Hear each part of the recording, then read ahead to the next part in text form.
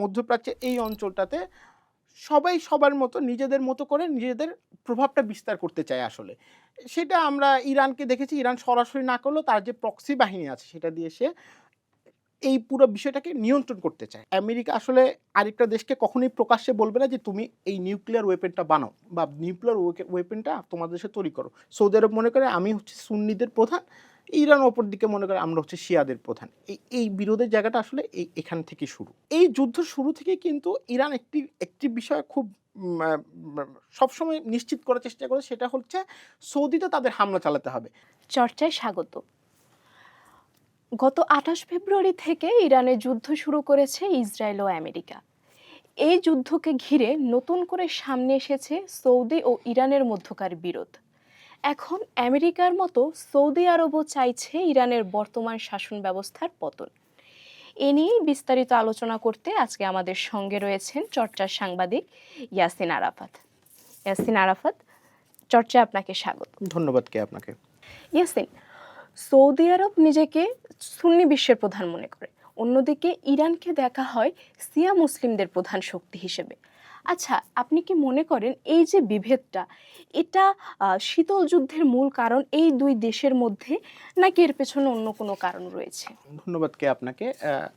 আমরা দেখছি গত ২৮ ফেব্রুয়ারি থেকে একটি যুদ্ধ শুরু হয়েছে মধ্যপ্রাচ্যে এবং এই যুদ্ধে সবচেয়ে মানে আমেরিকা এবং হচ্ছে ইসরায়েলের পাশাপাশি আরেকটি বিষয় সামনে এসেছে, সেটা হলো সৌদি আরবও চাচ্ছে ইরানের পতন বা ইরানের ধ্বংস হোক। কিন্তু এই বিরোধের এই কারণটা কি? যদি আমরা বিশ্লেষণ করি এই বিরোধের কারণ কি?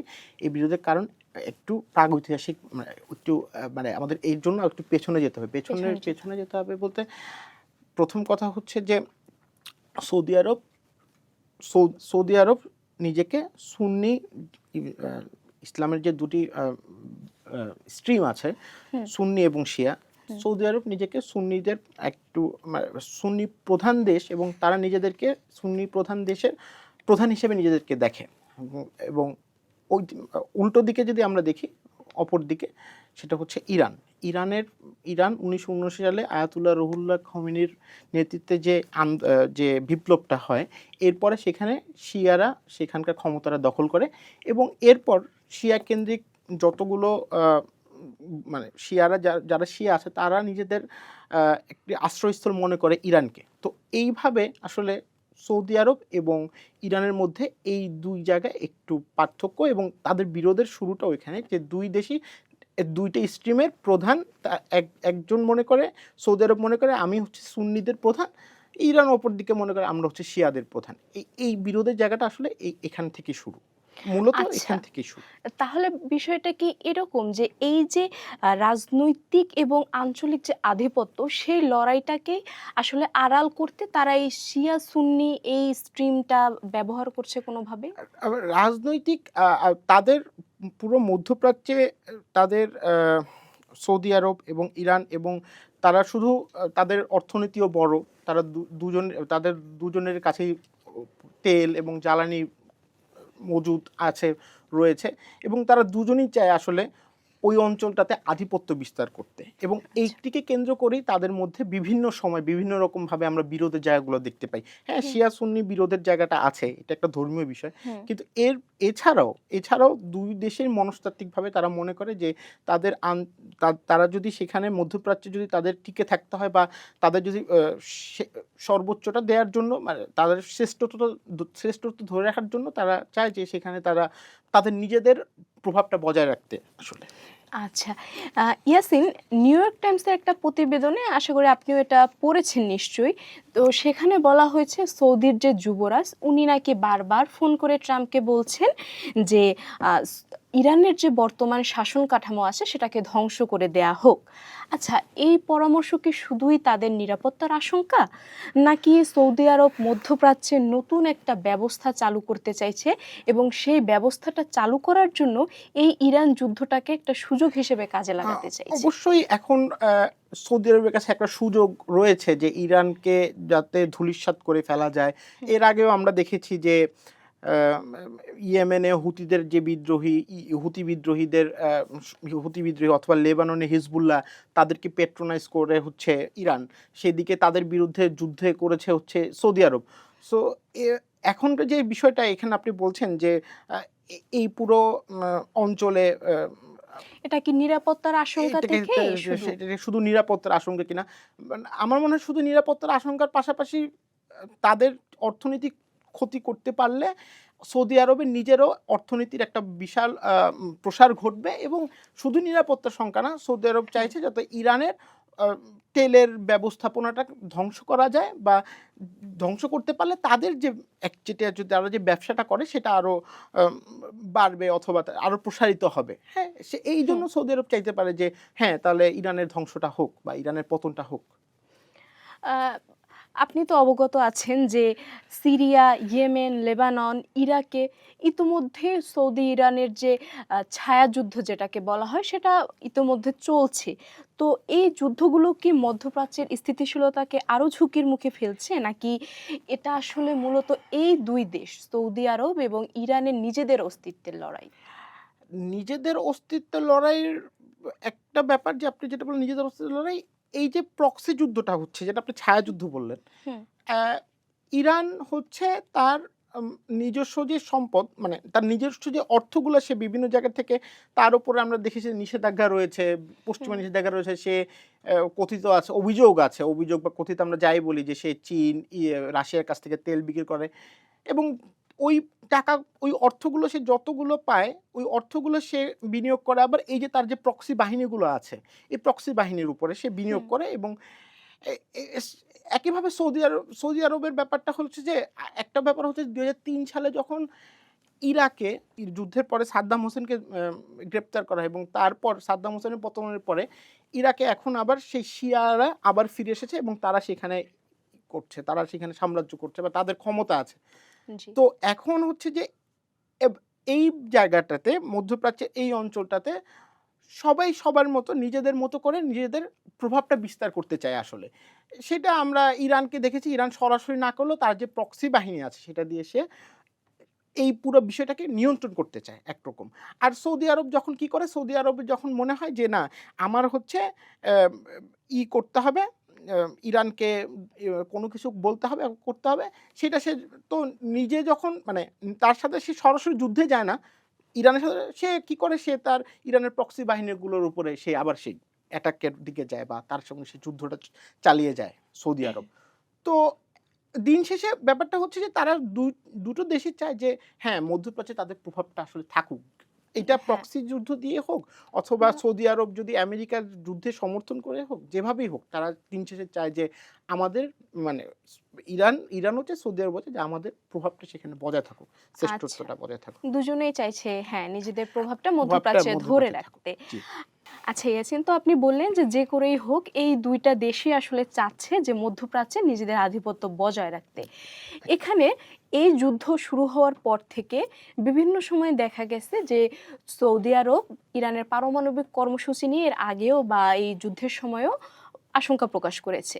এখন ইরান যদি পারমাণবিক অস্ত্র অর্জন করেও সেক্ষেত্রে সৌদির আশঙ্কাটা আসলে কোন জায়গাতে? আপনি ২০১৫ সালে পশ্চিমাদের সঙ্গে ইরানের একটি চুক্তি হয়েছিল। হুম। তো সেই চুক্তিতে বলা হয়েছিল যে ইরান আসলে সীমিত আকারে পারমাণবিক কর্মকাণ্ড বা তার এটা নিয়ে তাদের সঙ্গে একটা চুক্তি হয়েছিল। এটা তাদের হুম। ইরানের কর্মকাণ্ডকে সীমিত করার জন্য। হ্যাঁ? তো জি। তখন ইসরায়েল এবং সৌদি আরব দুজনই বিরোধিতা করেছিল যে এটা করা যাবে না। তাদেরকে হুম। একবারেই ধ্বংস করে দিতে হবে। এখানে একটা বিষয় হলো, ও আমি আবারও আপনাকে বলছি যে তারা চায় যে এই জিনিস আমেরিকা যতক্ষণ সৌদি আরব আমেরিকার সঙ্গে আছে ততক্ষণ তারা নিউক্লিয়ার ওয়েপেনের দিকে যেতে পারবে না। তারা খুব ভালো করে জানে। কারণ হুম। আমেরিকা আসলে আরেকটা দেশকে কখনোই প্রকাশ্যে বলবে না যে তুমি এই নিউক্লিয়ার ওয়েপেনটা বানাও বা নিউক্লিয়ার ওয়েপেনটা তোমাদের দেশে তৈরি করো। তো হুম। সে যখন পারছে না, তো যখন ইরান সেটা করবে তখন আবার সে আঞ্চলিকভাবে সে আবারও অপদস্থ হবে বা আঞ্চলিকভাবে ছোট থাকবে। তো হুম। এইজন্য সে কখনোই চাইবে না যে ইরানের কাছে একটি পারমাণবিক অস্ত্র থাকুক, বা এটা সে সবসময় থ্রেট হিসাবে দেখবে। কারণ এই সৌদি ইরানের যে বিরোধটা আমরা দেখলাম, আমরা আমরা আরেকটু যুক্ত করি যে ২০১৫ সালে যখন হচ্ছে আহ, আহ, একবারে হজে অনেকগুলো মানুষ, প্রায় 300 অধিক মানুষের মতো সম্ভবত মারা গিয়েছিলেন ইরানের। এবং 2016 সালে ইরানি এক ধর্মীয় নেতা, শিয়া আহ, ধর্মাবলম্বী শিয়া স্ট্রিমের কাউকে সৌদি আরব হচ্ছে ফাঁসি দিয়েছিল। তারপর থেকে প্রায় ইরান এবং সৌদি আরবের মধ্যে, মানে ইরানের লোকজন সৌদি আরবে হজ করতে যেতে পারতেন না। তো আমরা দেখলাম যে এটা 2023 সালে এটা আস্তে আস্তে স্বাভাবিক হলো। চীন এই পুরো বিষয়টাকে কন্ট্রোলে আনলো। চীন সৌদি আরবের সঙ্গে মধ্যস্থতা করে এবং ইরানের সঙ্গে মধ্যস্থতা, তারা একটি চুক্তিতে পৌঁছালো। এই চুক্তিতে আমরা এখন কি দেখলাম, আবার আমেরিকা সেই যুদ্ধ যখন আমরা দেখছি, আবার তাদের মধ্যে একটা বিরোধ, অথচ এই বিরোধ কিন্তু তাদের না। এই বিরোধ আমরা দেখলাম কি, আমেরিকা ইসরায়েলের বিরোধটা তাদের নিজেদের মধ্যে এখন আবার প্রকট হয়ে দাঁড়িয়েছে। এবং আমরা দেখছি যে এটা এখন আবার সামনে এসেছে ইরানের সৌদি আরবে। কিন্তু এই দীর্ঘ একটা সময় তাদের মধ্যে বিরোধ ছিল, এটা কখনো এক হয়েছে, কখনো চেঞ্জ হয়েছে, আবার কখনো ঠিক হয়েছে, কিন্তু পুরোপুরি স্বাভাবিক হয়তো বলা যাবে না, যেটা কখনো পুরোপুরি সেরকম স্বাভাবিক ছিল। যেমনটা আমি বললাম যে কিছুদিন আগেও এটা চেষ্টা হয়েছে ঠিক করার জন্য, আবার আরেক দুটো দেশের, তিনটি দেশের যুদ্ধে সে নিজেকে একরকম মানে, যেহেতু সৌদি আরবে আমেরিকার অনেক ঘাঁটি আছে, এবং আজকেও আপনি জানেন যে কিছুক্ষণ আগে একটা খবর দেখছিলাম যে সৌদি আরবে আমেরিকান হামলা, আমেরিকান ঘাঁটিতে হামলা চলছে, 12 জন সেনা আহত হয়েছে। জি। তো এই যুদ্ধ শুরু থেকে কিন্তু ইরান একটি একটি বিষয় খুব সবসময় নিশ্চিত করার চেষ্টা করে, সেটা হচ্ছে সৌদিতে তাদের হামলা চালাতে হবে। সৌদিতে তাদের কেন হামলা চালাতে হবে? কারণ সৌদির সঙ্গে আমেরিকার একটা বড় বাণিজ্যের জায়গা রয়েছে, পারস্পরিক সমঝোতার জায়গা রয়েছে, এবং ইরান মনে করে এখানে যদি তারা কন্ট্রোল করতে পারে, তাহলে তারা এই যুদ্ধে খুব সহজেই জিততে পারে বা নিয়ন্ত্রণে আনতে পারে। এইটুকুই। আচ্ছা, এই বিষয়টার পাশাপাশি আরো একটা বিষয়, সেটা হচ্ছে যুদ্ধ শুরু হওয়ার পরপরই হরমুজ প্রণালী হচ্ছে নিয়ন্ত্রণে নিয়ে নেয় ইরান। তারা হচ্ছে হরমুজ প্রণালী দিয়ে জাহাজ চলাচলের উপরে নিষেধাজ্ঞা দেয়, যে কারণে সৌদি আরব, সংযুক্ত আরব আমিরাত এবং কাতারের মতো দেশগুলো তেল রপ্তানির ক্ষেত্রে বড় বাধার মুখে পড়ে। এখন এই যে জ্বালানি নিয়ে হচ্ছে সংকটের মুখে পড়েছে সৌদি আরব, ইরান হরমুজ প্রণালী বন্ধ করার কারণে, এটাও কি একটা কারণ যে সৌদি আরব যুক্তরাষ্ট্রের সঙ্গে মিলে চাইছে যে ইরানের উপরে হামলা অব্যাহত থাকুক? সৌদি আরবের চাওয়াটা যুদ্ধ, এখন তারা যেভাবে চাইছে যে যে যুদ্ধটা কন্টিনিউ হোক বা থাকুক, হুম। বা আপনি যেমনটা এর আগেও বলেছেন যে বিভিন্ন সংবাদ মাধ্যমে খবর বেরিয়েছে যে হ্যাঁ। New York Times, Wall Street journal, guardian, বিভিন্ন সংবাদ মাধ্যমে আমরা খবর দেখেছি যে সৌদি যুবরাজ চাইছে যে হামলাটা কন্টিনিউ থাকুক। কারণ এখানে অনেক বিশ্লেষকরা বলছেন যে সৌদি যুবরাজ আসলে একদিকে একটু ভয় করছেন, তার একটা শঙ্কার জায়গা আছে। শঙ্কার জায়গাটা কি? সেটা কি? সেইটা হচ্ছে, যদি আমেরিকা হঠাৎ করে যুদ্ধটা থামিয়ে দেয়, হুম। তাহলে ইরান এই যে তার আমেরিকার যে মিত্র দেশগুলো মধ্যপ্রাচ্যে আছে, হুম। সেখানে সে হামলা অনবরত চালিয়ে যাবে। এবং সেটা আসলে এই মধ্যপ্রাচ্যের দেশগুলোর সেনাবাহিনী আসলে অতটা প্রস্তুত না ইরানের ওই শক্তিকে থামানোর জন্য। এই জন্য তারা চাইছে যে যুদ্ধটা এখনই বন্ধ না হোক, আরও বড় করে যুদ্ধ করুক, এবং ইরানের সক্ষমতাটা পুরোপুরি যাতে ধ্বংস করে দেওয়া যায়। তাহলে কি হবে, এই সৌদি আরব অথবা সংযুক্ত আরব আমিরাত যে মিত্রগুলো রয়েছে আমেরিকা, তারা একটু হয়তো স্বস্তিতে থাকবে। এবং এইটাই আসলে দিন শেষে সৌদি আরব চাইছে, যে আচ্ছা, হামলাটা হোক, হামলাটা চলুক। এটাই কি তাহলে কারণ যে সৌদি আরবের সব থেকে বড় মিত্র বলা হয় যে যুক্তরাষ্ট্রকে, সেই যুক্তরাষ্ট্রের প্রেসিডেন্ট ডোনাল্ড ট্রাম্প একদিকে বলে যাচ্ছেন যে যুদ্ধ বন্ধের জন্য আলোচনা হচ্ছে, অথচ একই সময়ে আপনি দেখছেন যে সৌদির যে যুবরাজ, তিনি যুদ্ধ চালিয়ে যাওয়ার পক্ষে কথা বলে যাচ্ছেন। এটা কেন? না, এটা তো ওইটারই আমি যেটা একটু আগেও বললাম যে হুম। হ্যাঁ, সে হচ্ছে ট্রাম্প ট্রাম্প যখন দেখছে যে তার হচ্ছে একের পর এক ঘাঁটিতে হামলা হচ্ছে, তার সৈন্যদের ক্ষতি হচ্ছে, এবং তার ক্যালকুলেশন, আমার মনে হয় যে তার ক্যালকুলেশন সে কিছুটা পাল্টেছে। প্রথমে তার কাছে মনে হয়েছিল যে হ্যাঁ, আমি যদি ইরানে একটা হামলা চালাই এবং ইরানের লোকজন যদি আমাকে সমর্থন করে, তাহলে ইরানের পরিবর্তনটা দ্রুত সম্ভব। এখন যখন সে দেখছে যে আসলে ইরান মানে এই তার স্ট্র্যাটেজিটা আসলে হয়নি ইরানকে নিয়ে, তো এখন সে এইটাকে কখনো সে বলছে না, আমি এটা করব না, মানে আমি যুদ্ধটা চালাবো, আবার বলছে যে না, যুদ্ধ কয়েকদিনের মধ্যে শেষ হয়ে যাবে। কখনো সে বলছে সে নিজেই মানে তাকে ইরানের সর্বোচ্চ নেতা হিসেবে নেতা তাকে হিসেবে হ্যাঁ, তার সর্বোচ্চ নেতা হিসেবে তাকে আমন্ত্রণ জানানো হয়েছিল। মানে ব্যাপারটা হচ্ছে ট্রাম্পও এখন বিষয়টা নিয়ে পুরোপুরি অনিশ্চিত। আসলে সে কি করতে যাচ্ছে এই বিষয়ে সে মানে আমার মনে হচ্ছে যে পুরোপুরি সে তার ১ম যে স্থির স্ট্র্যাটেজি ছিল নয়। তার থেকে যখন সে সরে গেছে তারপর মনে হচ্ছে সে আসলে এটা নিয়ে পুরোপুরি কনফিডেন্ট না। তো এইজন্য অ্যা যখন দেখছে যে সে কনফিডেন্ট, সে বারবারই বলছে যে না আমরা হয়তো সরে যাব বা যুদ্ধ শেষ হয়ে যাবে। কিন্তু ওই একই কারণে আবার সৌদি আরব চাচ্ছে যে না, আপনি এখন চলে গেলে আসলে আমার উপর ধাক্কাটা এসে পড়বে। সো এখনই যায়েন না। এই জায়গাটা একটু ঠিক করে তারপর আপনারা এটা বন্ধ করেন অথবা কোনো কিছু করেন। এই ব্যাপারটা এখানেই। ধন্যবাদ ইয়াসিন। দর্শক, এখন এ পর্যন্তই।